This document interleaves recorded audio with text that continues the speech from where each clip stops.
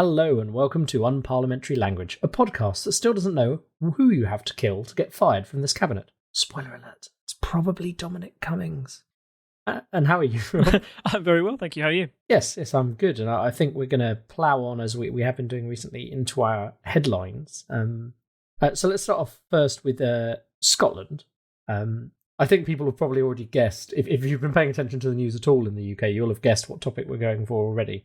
So we'll start off with the Scottish Daily Mail. Chucked on SNP school scrap heap. Yeah, so our main story tonight is going to focus on exams and the whole fiasco that surrounded it.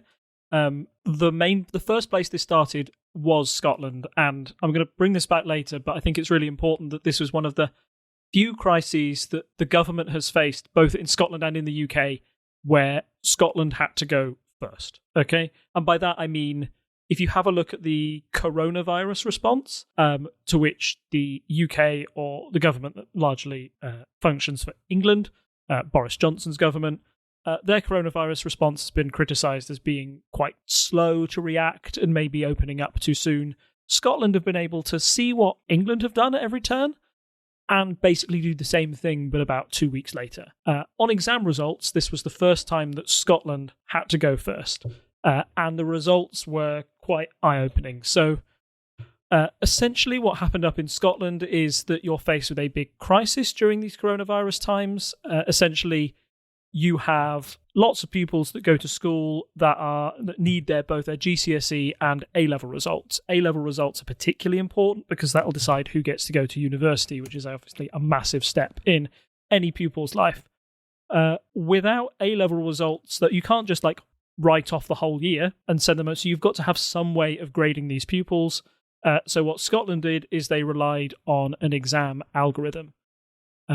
This algorithm would take into account people's predicted grades and try and bring the predicted grades that all the teachers submitted into line with what the national average would be for people passing and failing and what grades they'd have over a year.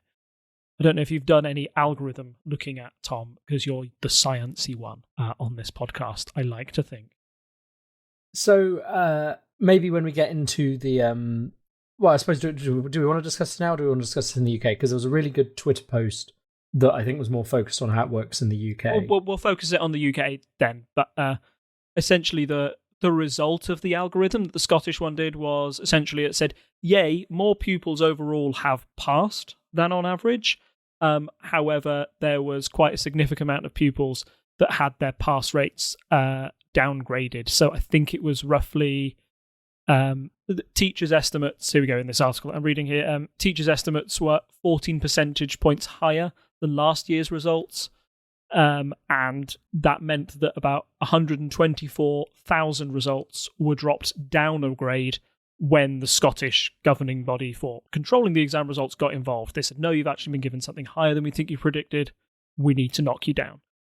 That naturally caused outcry amongst a lot of Scottish pupils who were told by their teachers that they're going to get an A and actually ended up with a B. And there's a lot of reasons that I think this feels unfair, but when you do an exam yourself and if you were predicted to get an A and you get a B, you kind of...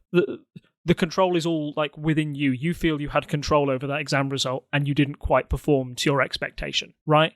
You don't feel necessarily that the exam board was rigged in any particular way. However, in this case, with the amount of people seeing their results downgraded and the way in which the algorithm worked, we'll talk more about this later, but because of the way it tries to average out and because of the way it tries to draw on the results of the previous year, it became quite clear that students who were from poorer backgrounds, more disadvantaged, went to essentially, and as a result, went to schools that had traditionally got lower overall pass rates. Those were the ones that suffered the most because, as with any algorithm, you can talk about the YouTube algorithm or the Google algorithm, how it works. It all kind of works on averages and it will look to reinforce the status quo. So it did disproportionately affect higher performing pupils in lower performing schools. And because of this discrepancy, this led to a lot of controversy. And we can move on to our next headline if you want, but that's where you start to get that backlash against the SNP for the way the exam results went up in Scotland. The next headline from The Scotsman: Embattled Swinney bows to school's outcry. Yeah, so for those of you not in the know, not that you should be in the know, because to be honest, I had to look him up. John Swinney is the Scottish Cabinet Secretary for Education and Skills, and he was the person mainly coming under fire about these exam results. Essentially, the main aim was, how can you have let this go ahead, particularly when it targets the most disadvantaged pupils? And as a result, there became a cry for a vote of no confidence in Swinney from Labour, Conservative and Lib Dem SMPs. The result didn't go through. He kept his position because the SNP were able to convince the Scottish Greens to stay on their side, but only because of the action that Swinney took to try and reverse this decision, which moves us on to our next headline. The Times SNP support soars despite U-turn over exam result. Yeah, so the big decision that they took there was to say, we're sorry, we got it wrong. This algorithm, although it's meant to try and be fair, it clearly produced some results that were markedly unfair. Therefore, we're going to allow pupils to stick with their grades that were given to them by their teachers, not by this algorithm. And as a result, the SNP helped to save face on quite a few matters. Although it took a week for this U-turn to happen, people felt that in the end, pupils got the results they deserved. And the point of this headline as well, where it says SNP support soars despite U-turn, this was one of the things that Labour, the Conservatives and Lib Dems up in Scotland all saw as a potential point to really hammer the SNP government. There are Scottish elections next year, May the 6th in 2021, where the SNP are likely to once again take a majority in the Scottish Parliament, which, by the way, is a system that should produce coalition governments, but such is the dominance of the SNP in Scotland, they are still able to maintain a majority up there. This incident was one real example where the SNP had seemed to get it wrong. So the fact that they did a U-turn and tried to get it right was good for the SNP, a bit of a loss for Labour, Lib Dem and Conservatives. But one thing you might have been seeing from, if you're a Scottish Conservative, the first thing I would be doing is getting on the phone to Boris Johnson and Gavin Williamson and saying, hey, we had this problem with our exam results up in Scotland. I think there's a good chance that the same thing could happen in the UK. You might want to think about what you do when these results come out. However, the result was very different, and we'll go on to talk about that in more detail as we look at what happened in the UK.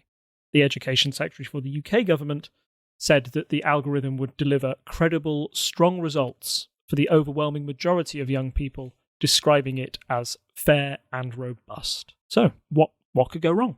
So, if those Scottish headlines setting up the kind of background for this story, we're now going to discuss what happened in England, which is obviously a bit closer to home for us. So, the first headline there is the unfair A-level results must be reviewed. And we also have the Telegraph, teachers handed out implausibly high predicted grades, say exam regulator. And then the Guardian, poorest hit by A-level result downgrade. So it seems like, I'm not exactly sure when all those headlines were published, but it very much seems like there was a lot of confusion. And I mean, obviously on the day, there are a lot of people very angry on Twitter, and we're going to go into the details of exactly what happened. Mm-hmm. Yeah, but it seems like from that snapshot of headlines, I think that paints a picture, like, as this information was coming out, I don't think it was exactly clear what was happening at the time, and those headlines kind of agree with that in that they all say slightly different things. There are a variety of headlines here that all paint a slightly different picture. What happened in England was essentially the same as what happened in Scotland. Yes, okay, so, sorry, the results come in for England, and they're essentially the same as what happened in Scotland. However, they've done it to a greater extent. So I mentioned the figure that about 14% of results had been downgraded by a level. In the UK, that number was more than a third of A-level results were downgraded. We're talking 35.6% of people who saw their grades move down one. So if you had an A, you would be getting a B instead. And this, of course, caused a massive knock-on effect for students who thought they would have the results they needed to get into the universities they'd applied for, and suddenly saw themselves being rejected. And there were a couple of horror stories I saw on Twitter of people who predicted AAA getting like BBC or something like that, and that like knockdowns like that can really affect your chances to get, that's the difference between a top level university and one of the more average ones, or might stop you from getting on a medical course completely. And if you're because for listeners who aren't in the UK, we use the system UCAS, which is our university application system. You apply to, I think it's 5 now, and I think it was 6 when I did it. You apply to a number of universities, and the idea is you pick like your top choice, and then you pick a few other choices that you would like to go to, and then you have like your reserve absolutely bottom place. But before the exam results come out, you've already selected like that ordering, and the universities obviously are trying to give you your first choice, assuming you make your grade. So you can get in the position where if you miss those grades, it's not just, medical courses aside, you can end up have been like, oh, I'm aiming for all the high ones, and then I had like this safe choice in case it was looking bad in the middle of the year. You get to the point where you're going up to the exams, you're pretty buoyed by your predicted grade. You would not pick that backup option, and so then people miss that like they've aimed too high for the lower option, and they've missed all the higher options because of their grades, and then suddenly they're without the possibility of going to uni this year. Yeah. And then, did you ever know of people going through clearing and stuff like that? Which is... Yeah, I had a few friends do clearing, or they did it a third year and then kind of went back with their known grades. Yeah, clearing is essentially a process in which you can get into a university who still have places available for courses, even if they're, even if it wasn't one of the ones you applied for, you can still go for it. But the process is obviously less reliable than going to a guaranteed university place that you thought you had, provided that you got the grades. And it's just a lot messier. And because of that, you saw, I believe, record numbers of students looking as if they would have to go through clearing in order to get a university place. So, yeah, this was a thing that, obviously affects a lot of pupils. A third of pupils having their results downgraded means that there's quite a big knock-on effect for university entries. Also, it's something that affects nearly everybody. If you're talking about, it affects all parents of children at that age. If a third of them has suddenly gone, oh my goodness, my son or daughter didn't get their predicted grades, and it's not their fault, it's the government's fault, or the way this algorithm works, it's an incredibly bad look for the government itself and how they've operated this procedure of trying to get exam results in COVID, without actually doing the exams.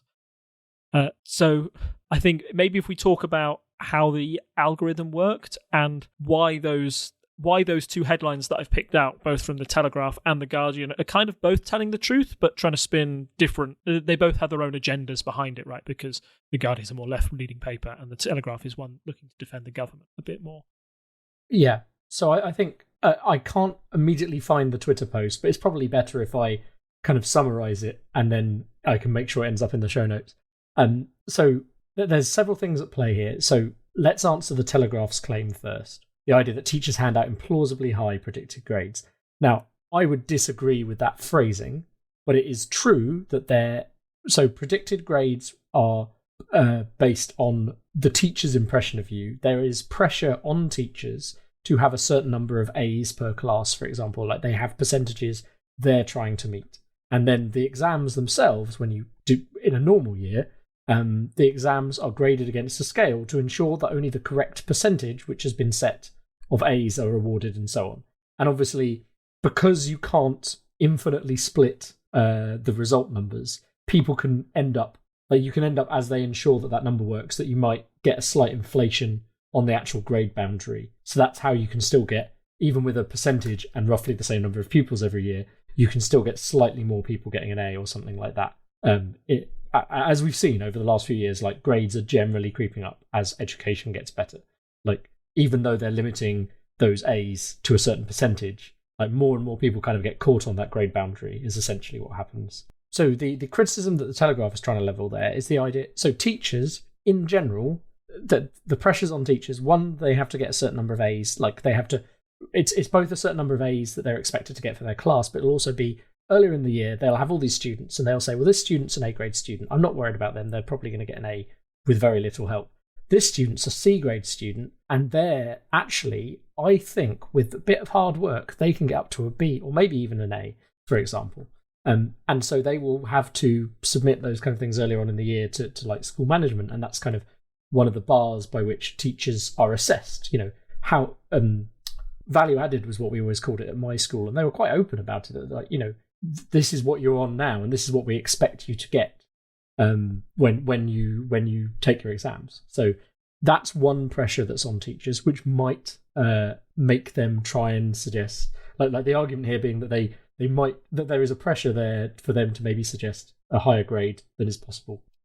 Although obviously, if they don't meet those grade expectations, like it's not as simple as that, because if they don't meet those grade expectations, well, then they're a bad teacher by this definition. So it's not so simple to say that they're always trying to inflate the grades, because they're not. They're trying to be accurate and also hopefully help some kids out who are struggling. They're like basically they're going to focus less on the A and A star students because they're probably fine, whereas it's the lower grade students who need the help to get up a grade. Yeah, certainly. And I think the Telegraph's comment was also like it's a bit barbed as well. It's trying to pin the blame on teachers, and simply said it's like oh well, if they didn't grade them so high, then they wouldn't just be disappointed. People shouldn't inflate people's expectations, and it's like, nah, actually, like, no, this is just what teachers have to do. So I think maybe some nuance being lost in what I'm saying. I 100% agree that teachers are trying to do the best job there, and that I'm just trying to state that there are these two pressures, but realistically, a teacher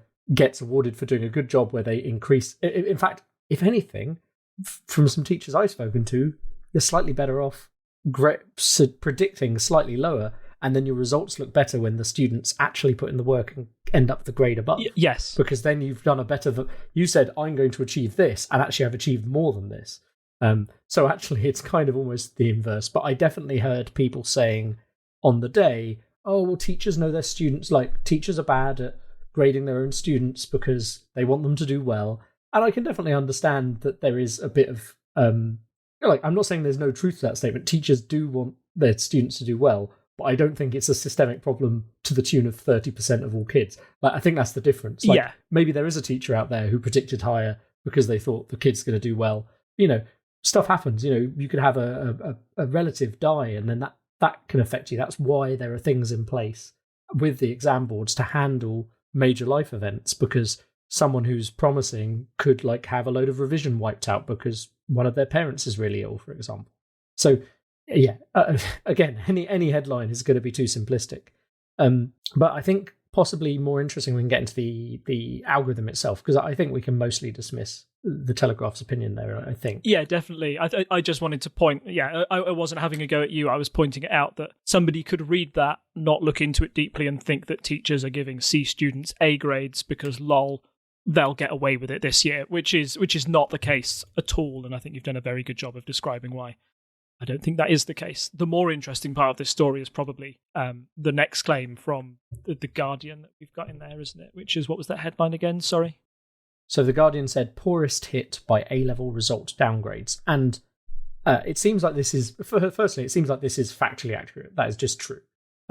Now, why is it true is the more interesting question. And I'm hopefully going to be able to find it again to put in the show notes. There was a very good 10-post Twitter thread about this. I saw the same one, and it really helps to break it down if you can find it. It's excellent. Yeah, I mean, I'll throw it in the show notes, but I can summarize without having it immediately in front of me. The basic idea is, so firstly, we don't know the details of this algorithm. We haven't seen the code. It's not open source. So this is all guesswork, is the one thing I will caveat this with, but it seems to line up with what's happened. I mean, bits of it are just things that happen when you're binning data into buckets. And then there is a bit of extrapolation involved. But basically the idea being, so the algorithm, I think we're pretty certain, based on what people have said, that the algorithm took into account, I think it was the last 3 years of school results from your particular school. And so we have, the result we want is correct grades. The inputs we have are the predicted grades for that student, the number of students in a class, how well their school has done overall, in the last few years, and we can take an average of that. And therefore you can work out percentages of how well these kids are going to do. So that sounds like a really sensible basic idea. We say, on average, this school has done this well over the last few years, and you maybe weight the last year a bit more effectively because schools can vary from year to year, and if they're on the up and up, that trend is probably, you can assume, is going to continue. You wouldn't want to downgrade based on that. So you have your class, say it's 20 students, and you're getting, I think it's 5% A's and so 5% A and A stars, and then there's they've kind of done these bins of grades, and so you essentially say, here's all the predicted scores for this class, and we need to map those to the nationwide scale. So if you say, well, so the first thought is you'd say, well, we just do percentages across the board, right? So you say we've got 20 students, of which 5% are getting A stars and A's. Well, then you take in those predicted grades and you go, well, this looks like a normal class that fits that national average, and you just say those top. In a class of 20, it would be one student would get an A. Yeah. Single student. So that student can get an A or an A star because it's a 5% limit. Sorry, yes, it was just a second where I did some math. And then the next group of students would get B's and C's and so on based on these percentages. But that's too simplistic. Someone said that's just too simple. You can't just split that. And I think you could see an obvious problem is if you have a small class, like 3 music students, it would be very unfair on that final student because that first student is 33%. So they've actually taken up all the A's, the B's and the C's, which pushes that second student into a D, even if they're an A grade student. And weren't teachers also asked to rank the student, not only give them predicted grades, but rank them in terms of ability? Is that how they were forcing them into these bins in the first place? That's what I'm saying. Yeah. So it's like you take your 20 students and you number them 1 to 20, and so the best student in the class gets the A star, and so on. So in that example, you'd have 1 A star per group of 20 students. Even if you feel that a quarter of your class are actually operating at an A level, only one would get the A. Yeah. So so say it's traditional, right, to have maths sets in the UK and English sets at least. Most other subjects there aren't enough students taking them, but at least in those subjects you tend to have sets. So your top set, you would assume, are mostly going to get A's and A stars, maybe 1 or 2 B's, because you've selected for that. So if you were doing it on a purely classroom basis, you can immediately see if you were doing it based on percentages, that just wouldn't work if you're doing it based on classes. So that's why this is a bit of a false example, just to prove the point, because obviously the whole year group would be taken into account. So you'd basically rank that year group. And also there's a bit of technicality in the fact that people take different maths exams because you have intermediate and higher maths, but that's probably going into too much detail. And so that's the first problem, is if you can imagine an arbitrarily small class size, say 3 people taking music at a school that has only just started their music department, for example, then those 3 kids, that final kid would actually probably get a U because they wouldn't. I think they'd get a D or an E was in the example used, because the first 2 students have taken up 66% of the class because it's not mapping directly because you're doing it based on percentages. So that's one problem you can have. And then the additional problem is that this is based on the school average. So a lot of the problems that we're seeing, and the reason why it's poorest hit here, is I don't think it's a surprising statement to anyone, and I don't think it's a controversial statement to say that people who go to private schools tend to get better grades because there is more time and investment put into their education, regardless of how good they are to start with. Like, if you throw the best tutors at anyone, you can teach people tricks to pass exams as well, but better funded schools lead to better grades as a general rule. So if you're taking this average in a private school where you're expecting the last 3 years that you've had really nice results, most people getting A's and B's, A stars, A's and B's, well then the algorithm is doing something in the background here that is saying actually, well, no, we're not just doing this simple percentage thing that I've just described. We're going to skew that based on the results that we have from the last few years. So in a school that mostly gets A's and A stars for a particular subject, it's going to assume that a larger percentage of people will get A's and A stars. And someone on the boundary might still get affected by this issue because you still have that problem of doing people by percentages.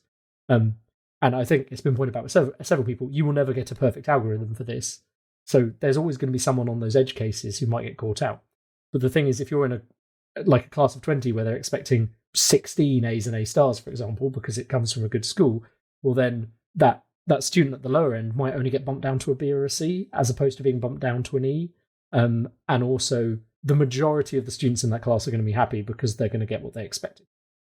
When you have schools which are in deprived areas or have not, or just even a state school compared to a private school that has less funding, there's obviously lots more pressures on both the kids and the teachers, because they, less resources, just essentially, whatever it is, less books, less money, don't have as nice lunches. So, the kids fall asleep in class. There are so many different things that a disadvantaged school that can affect the student's learning process.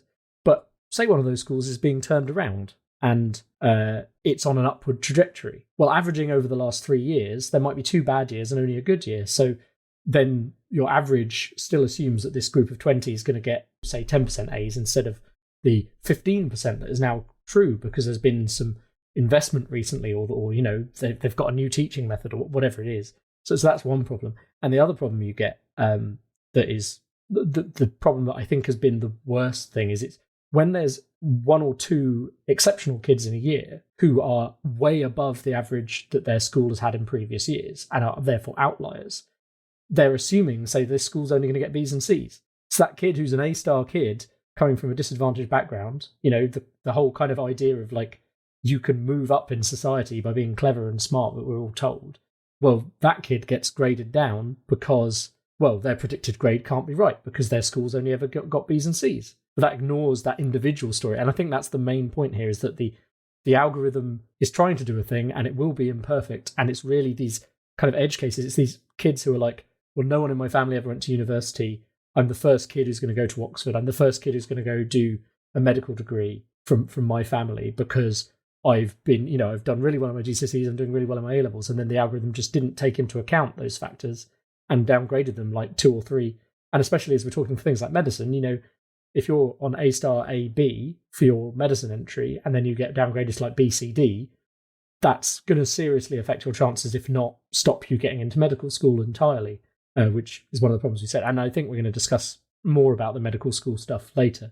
But yeah, I think that's kind of that's the best overview I can give. I will try and get hold of that tweet thread to put in because it went into way more detail and explained that better than I did. Yeah, so you've hit the nail on the head exactly there. And particularly at the end, I'm like I said, you're the sciencey guy. I don't feel I'm as sciencey, but the optics of this were absolutely awful for the government. This cold, unfeeling algorithm handing out results to lower than expected results to students from disadvantaged backgrounds is a really poor look for the government, particularly when I think most conservatives would say that they are for therefore, being able to pick yourself up by your bootstraps and advance, under your own, it's about how much effort and work you put in. It shouldn't be about the background that you're from.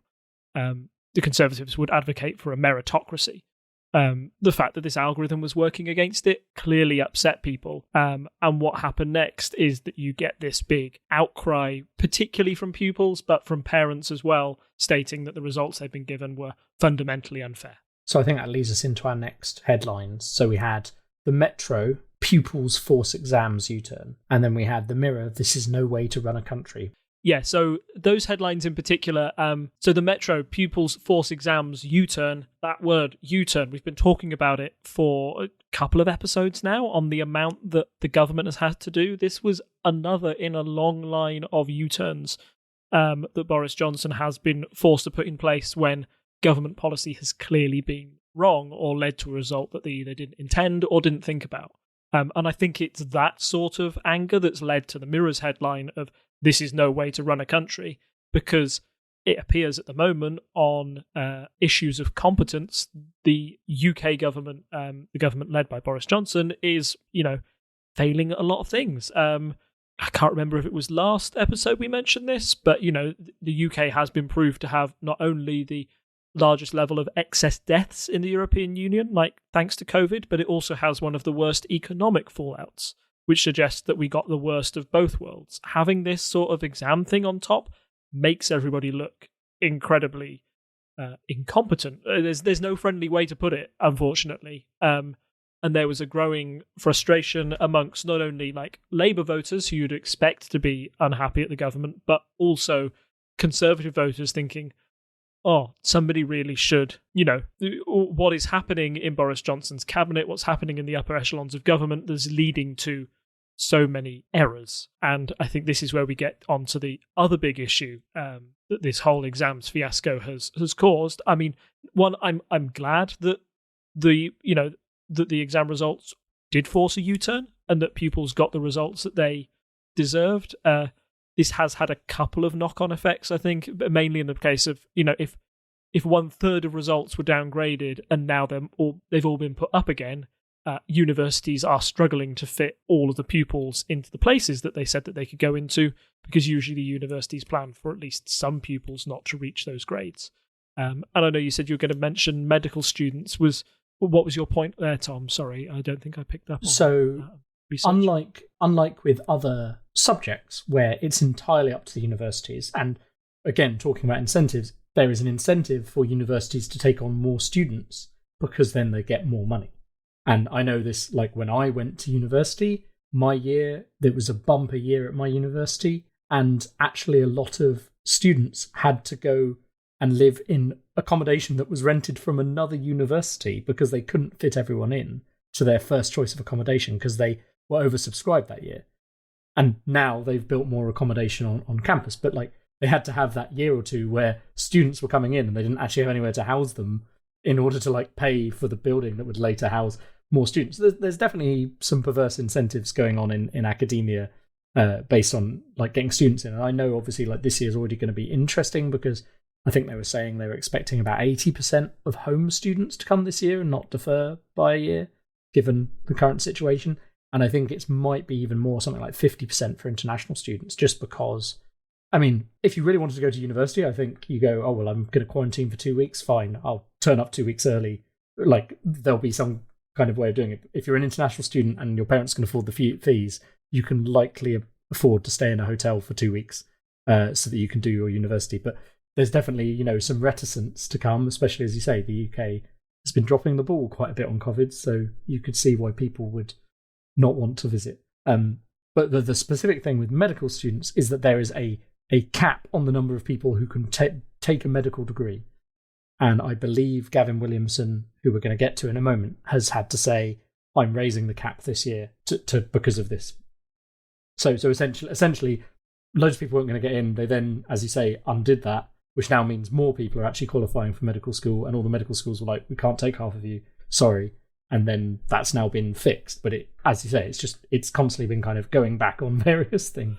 Yeah. And yeah, particularly when there were, before this U-turn happened, there were days of the government saying, no, we're going to stick with the algorithm. No, we're going to stick with these results. As always, some U-turns can be quite embarrassing for people. As I mentioned, Scotland had to do one before as well, and that's been embarrassing for the SNP. But as the Times suggested, it looks like they've been able to get away with it. The UK government, I don't think, has been so lucky.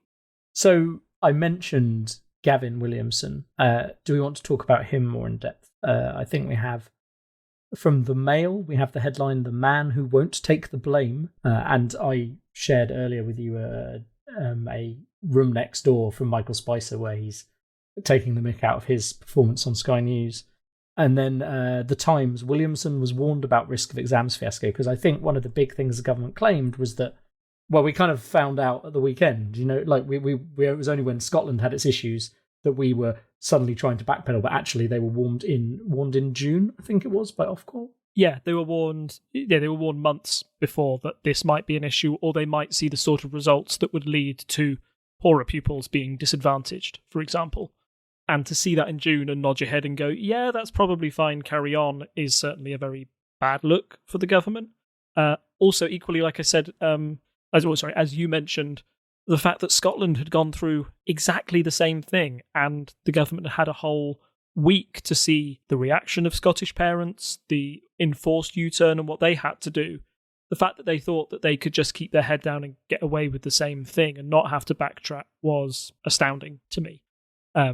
There's also the fact that Gavin Williamson, it was revealed today in a news story that he'd gone on holiday a day before the A-level results came in, which kind of means when you're the press or you're looking for people to, have a comment on the results that have just come in, you would usually go to your education secretary. So to have him effectively running away and unavailable for comment is very embarrassing for the government, and again raises a question of how competent they are.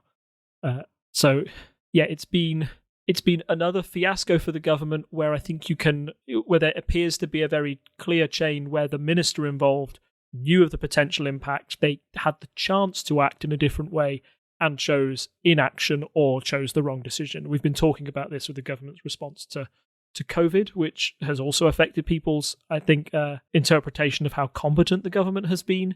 This was yet another straw on that camel, and we just need to see how many straws get put on before you break that camel's back. The other fact is that you've got papers like The Mail, who are very, very traditionally, supporters of the government, once again hammering one of the members of Boris Johnson's cabinet and essentially calling for him to resign. There have been multiple ways that Williamson has tried to deflect the blame, most notably trying to say that, hey, well, Ofqual was pretty much involved in this as well. Maybe you should look at them. Tactics like the Telegraph maybe trying to force it onto teachers and saying that they're the ones who overgraded students. But I do think at large that's been an excuse that hasn't been accepted by the general public. A lot of people seem to put the blame at Williamson's door, and well, for the time being, I think it's not going away, or at least it hasn't. And one of the reasons it hasn't is because Boris Johnson, who would also be a man to come out and back his cabinet member, has also been missing, and that has led to a multitude of headlines. I haven't included them here because there were just so many, but if you get a chance to go to Sutton Nick Tumblr, the one that we use for researching these UK headlines, there are lots, particularly from the Daily Star, that depict Boris as the invisible man, and Gavin Williamson as a clown. There is another Mail one which puts that depicts Boris Johnson and Gavin Williamson as Laurel and Hardy, basically saying this is another fine mess you've got us into. There's a big backlash between people who would usually, I would say, support the government come what may, particularly when we've had a press that's been very divided on Brexit lines. It's been very odd recently to see papers like the Mail going against the government, and you're suddenly shocked and going, oh yeah, they can criticize the government when they've done something that's so blatantly wrong.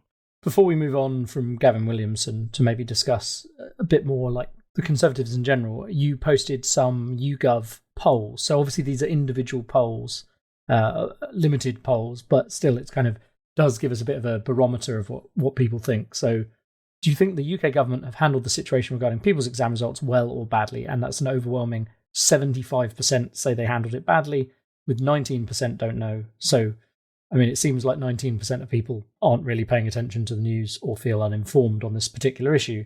But the fact that only 6 people think they handled it well, 6 people. So the fact that only 6% of people think they handled it well, I think is very telling. Yeah, it's something where I think the polling backs up some of my claims. I try to be as fair and balanced as I can on issues where there's a bit of 50-50 in it. But I feel this was an issue where both public opinion and my view line up in the fact that it was clearly a mistake by the government and they did the right thing with the U-turn. The fact that decision maybe came a bit late was the biggest query. Also, just going back to that one, who do you blame, the government or Ofqual? I think it is right to say that Ofqual has had a role in this, but ultimately it's that question of where does the buck stop? If Gavin Williamson was informed in early July by Ofqual that we've come up with this algorithm, but it will act in this way, he's ultimately the person who has to sign that off and agree with it. He can he has the option then to turn back to Ofqual and say, no, that's not good enough. We're going to have to come up with a better solution than this. The fact that he didn't and then defended the algorithm until it became untenable suggests that there's either a problem in Gavin Williams' judgment or, his competence as a cabinet minister. So, yeah, I think that's why a lot of people are calling on him to resign. The fact that he hasn't yet, and he probably won't, again, is another question that we'll probably go on to discuss, and it was one picked up at the start of the show with that joke. We've seen many mistakes by many ministers over the past few months, and not a single person has resigned or seemed to face any consequences for their actions. And that is something that I think ebbs away at public confidence in the government, to see, what exactly do you have to do to get removed from the government? How incompetent do you have to be? Well, I suppose that's probably my next question then. We have touched on this a bit in our previous episodes, but yeah, exactly. What does someone have to do to be sacked from the cabinet now? Because I think we've had several clear examples this year of things that would have got someone sacked in a more normal year or under a different government. I think the only thing that would get you sacked is speaking up against Boris Johnson and disloyalty. That would be the thing, because this is a cabinet, as I've said before, rewards loyalty, and if you stay loyal to Boris Johnson, you'll keep your job. It also might be a bit of a worry for the government that I don't know if they feel that they've got the talent pool underneath the current members to recruit into those spaces, or have people that they trust enough in the recent Conservative intake that they think are going to toe the party line. I mentioned this in a personal... there were people just discussing politics in our Facebook group the other day, and people were talking about what a mess the cabinet was, and the only person who's come out of it well is Sunak. That was the one person I think I just pointed out and said, he's done a good job. One, he's been given all the lovely, nice messages to tell people, such as, hey, we're going to give you money and furlough until October, and hey, have a meal on me. It's fine. So one, he's going to come out of that, smelling of roses. But two, he's one of the few cabinet ministers who wasn't promoted on loyalty. He just kind of stepped into Javid's shoes when he was fired by Dominic Cummings and team for refusing to follow their new way of how they were going to run the Treasury Department. So he was kind of a junior that was like, yep, this is my one chance at being a cabinet minister. I'm going to take it. But wasn't necessarily a Johnson loyalist before that. So I think that is also striking, that it takes somebody who's had to come outside of that bubble to appear the most competent. But it's odd that the Johnson administration doesn't know where to turn next. And I think one of the reasons they refuse to sack or let ministers resign is that they don't know who to replace them with and who's going to do a good job for them. There have been several calls, even from the Telegraph and Conservative papers, saying that Johnson has a chance to reshuffle his cabinet after the summer recess and after then they come back in August. But they all believe that he'll probably just stick with the same deck, which in my view would be a big mistake. I think people would welcome a shake-up and, some consequences for the actions of people who seem to not be performing well in their job. You'd expect it in any other place of work. Why not in the highest levels of our government? Seems baffling to me. But hey, I'm not Boris Johnson, thankfully. Yeah. Speaking of Boris, who I know we touched on briefly, he was away camping and therefore was seen as the invisible man. I don't know if we have much more to say on that specifically, but what other problems are on the horizon? Because apparently kids are going back to school in, a week? Yeah, one of the tweets that was doing the rounds, that was from Gavin Williamson himself, was saying, I have two priorities over this summer. One is to make sure your students get the exam results they deserve, and two, it's to get your children back into school safely. And a lot of people were going, well, you really messed the first one up. I'm not so confident about the second. Also, just to go back to Boris Johnson, who was camping in a yurt in Scotland, which led to another great Twitter post I saw, which was control the virus, save lives, stay in a yurt. He was also quite angry that the Daily Mail revealed where he was staying, because it forced him to abandon his holiday early for security concerns, because people can work out where he actually was staying. But anyway, this has led to Boris Johnson having to come back into the fray and try and take the lead on schools. Just today, we've seen him start to hit the front pages saying pupils will go back to school in September. There's been a big push from people like Chris Whitty and other coronavirus scientist talking heads, talking about how there's very little the risks of students. Sorry, let me get this right. I believe it was Whitty who said that there's a far greater risk to children missing school at this very important developmental stage of their lives than there is, compared to the risk of them catching coronavirus and, having adverse effects from that. So there does seem to be a big government push to get education back on the agenda, but try and make it a positive thing of students going back to schools and trying to push the exam stuff to one side. And on that, it appears that Boris Johnson is trying to take a personal lead on that matter. But I don't know if that will succeed, particularly when he seems to have been hiding away from the bad stuff for so long. He was on holiday.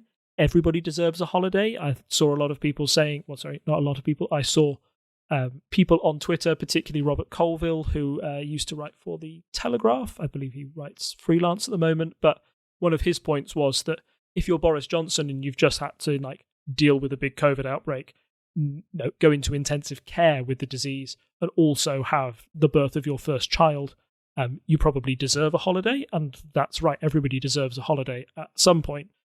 My counterpoint to that was that when you have a crisis to this extent and you're the sodding prime minister, you should probably go off holiday knowing that you can, take a break later in the year. You probably need to put your country first at that stage. So, yeah, it's been another poor week for Boris Johnson. I haven't brought the links for the polls that I saw, but in particular, there is a feeling that this issue has hit the government in polls, particularly where you're seeing leaders like Keir Starmer outperform Boris Johnson on, when they're looking at how competent a government is. Labour are still trailing the Conservatives in the polls, but that gap again is still narrowing. So, yeah, overall, another fiasco for the government and for the Conservative Party. I don't know how many more of these they can take before people really start to before these start to have an effect long term. I was thinking about this during the week. There's lots of things you can do as a government that affect your polls rating or how people view you, and a lot of those can be political, right? Let's take Brexit as an example. You either like Brexit or you don't like Brexit, and that's going to affect how you view your political leader. But the one thing that really sticks with people and get you and can turn people off your party, even if you agree with them politically, is the issue of competence. If the government keeps showing that they are incompetent and incapable of leading, that will lead people to say eventually, look, I may support your Brexit policy, but you're unable to get basic things done. You're unable to govern as a party. I'm afraid I'm going to have to vote for the other guys who I think will at least enact maybe part of your agenda or at least do a good job of running the country. I don't think that the Conservatives have yet in their current administration proven themselves to be a safe pair of hands on anything. I don't know, is that being unfair? I can't. Maybe that's my own internal biases going on there, but yes, I don't think many people would look back on this administration and say, yeah, you appear to do a lot of things well, given the number of U-turns and backsteps they've been forced into over the past 6 months. Yeah. And I think just continuing our story from our previous, last few episodes, it's almost like a comedy of errors at this point. Yeah. It's just, what will they mess up next? Find out next in our next exciting episode of Unparliamentary Language. So we're going to have a brief break now just to advertise one of the other shows on the network. Hi. Have you ever wondered what would happen if you took the schoolyard conversation of which one of my favourite fictional characters would win in a fight? Well, wonder no more. Join me, Chris, and my co-host Matt every other Sunday for Mish Mash Mayhem, and you can find out. So I think we're going to move on into our quick polls update. So we're going to go over the pond to America, and you have posted a shiny new link now that we're now kind of in the run-up to the election. I know we've been talking about it for about 3 months because we needed something to talk about and we didn't have a general election on the horizon. But this is now, there is a new shiny page which currently says Biden is favoured to win the election and has, am I right in thinking this is a variety of different, this is like the Gaussian curve of different vote possibilities. So there's 6 options where Trump wins and 16 where Biden wins. So this is based on various input parameters. Yeah, if you scroll down on this fancy page on 538, which is one of my more trusted websites for going to, predicting exam results, they also have an algorithm. I know I've been slagging off algorithms for a lot of the time, but the fact this is an algorithm that's used to predict something, but the actual result on the day will be made by real human beings voting, which is nice. We don't do elections by algorithm, thankfully. It's got lots of different graphs and great visual representations of the percentages of how much Trump's going to win or Biden's favoured to win. So if you scroll down, if you've got the Trump wins 27 in 100, can you see that graph. Yes, there. with some rather amusing cartoon faces of both Trump and Biden, which I like. It's a bit it's kind of cartoony in an endearing way because there's a little fox who's teaching you about how the statistics work. It's there to be as accessible as possible, and I approve of that. So the text here: we simulate the election outcome 40,000 times to see who wins the most option. The sample of 100 outcomes below gives you a good idea of the range of scenarios that our models thinks is possible.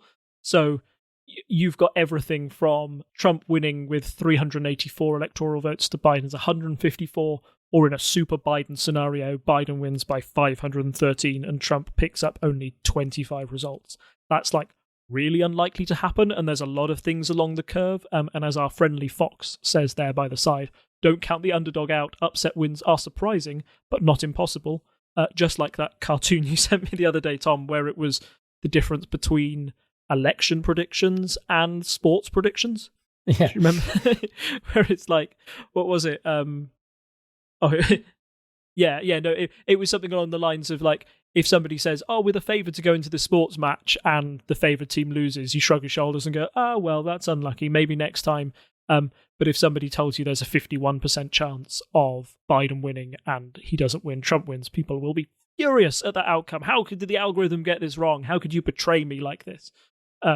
There's obviously a lot more fire behind those. So, yeah, the link will be in our show links. Go to it. I think it has some really great graphs and way of sort of seeing US elections in particular. There's a lot of information that you have to calculate, and sometimes you want to know where you should put your attention on more.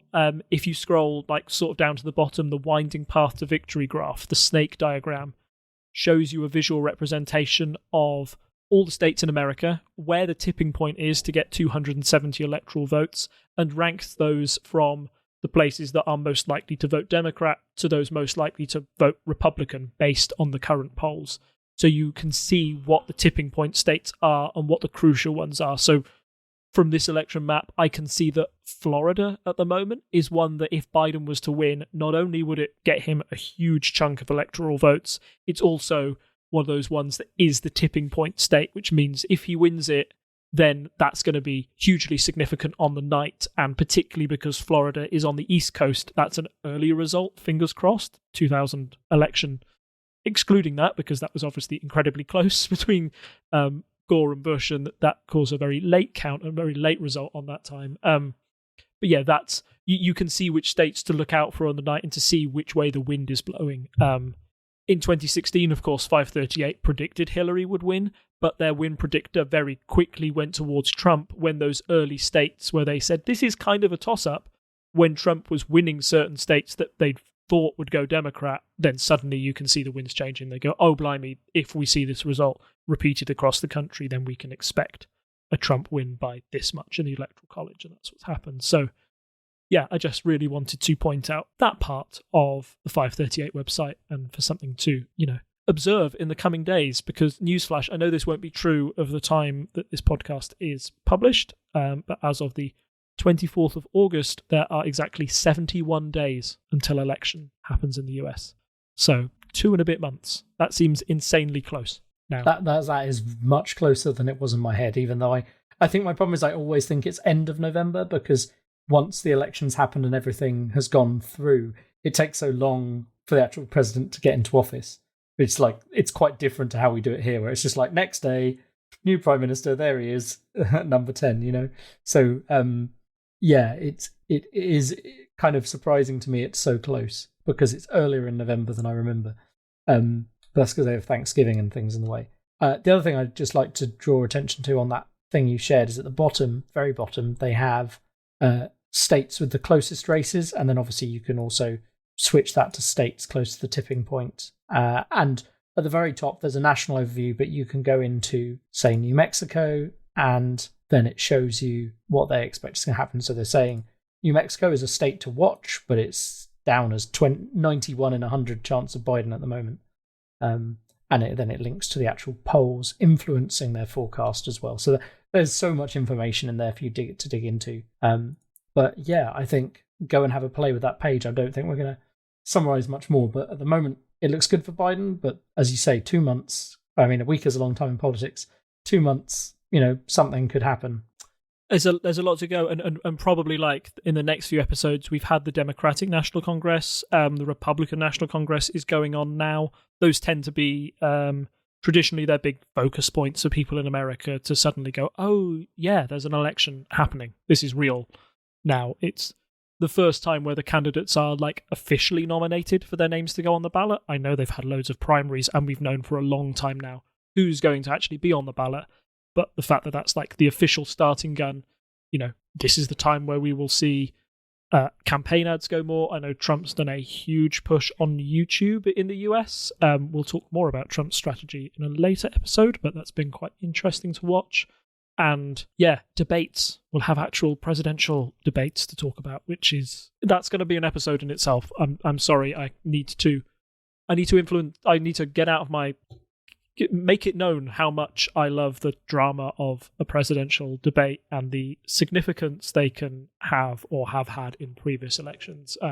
Sometimes we sort of overplay them, but they are good points, like good focusing points where candidates' true feelings are laid bare for the world to see. It can, on occasion, make or break your campaign. Yeah, no, I definitely think that will be great to dive into. And I mean, it's not like we have a general election coming up anytime soon. I think we're going to definitely get plenty of time to talk about the race as we run up to it, as we like to do. And then obviously our coverage of the US will drop off a bit after the election. Just before I go into the usual kind of outro stuff, just to say this will be our last episode of this season. And then our next episode of the new season will be very soon, because we just haven't had the time this summer to go into our usual kind of interesting deep dives, which are a lot of fun, but involve a fair amount of prep. And every time we've kind of got halfway to getting one ready, like I've got a document I've been throwing notes into, then we've suddenly been sidelined by the actual news. So I think we'll probably just try and sprinkle specials throughout the next season, but our seasons try and line up with UK Parliament. So I think, am I right in thinking they're roughly on line with the school programme, or do they go back later in September? No, they're roughly on line with the school programme. I think, yeah, we usually do silly season, and I don't know if you've noticed, but things haven't been silly really recently. Unfortunately, it's been serious season all year long. Exactly. So, yeah, actual news has happened. This is another reason why, sorry, boring tangent, I'll be really quick. That's why the exam thing took everybody by surprise. Everybody was on holiday. It's meant to be silly season. These things aren't meant to matter. The fact that you can cock something up so spectacularly when everybody's meant to be on holiday is yet another reason why this government's level of competence should be brought into question. As always, Rob, thank you for joining me and giving your insights. We are available in all the usual places. Go to parliamentary.observer, which will take you to our website, where you can obviously listen to the podcast, but you're already listening to this, so you don't need to know that. You'll also find you can come and comment on our episodes. You can find links to all the other places where you can find us and discuss with us, whether that be Reddit, Facebook, Twitter, etc. You can also find the episodes on YouTube if you want. And of course, if you can support us in any way, there's patreon.com/TTSS, where you can support any of the shows from the network. And of course, you can come join us on Discord, listen to us recording, chat with us in here, do all the things. Or do one of those things. Like and subscribe, share it with people. That all the things people say. Spread the podcast if you like it. The best thing, as I say, is always, an actual recommendation to a friend to go listen to it is always going to be more effective than just like clicking a like button somewhere. But yeah, I mean, it's always nice to have more people listening to the podcast. And with that, I don't think I have anything else to say other than it's good night from me. And it's good night from him. Bye. Bye. Bye. Bye. Bye.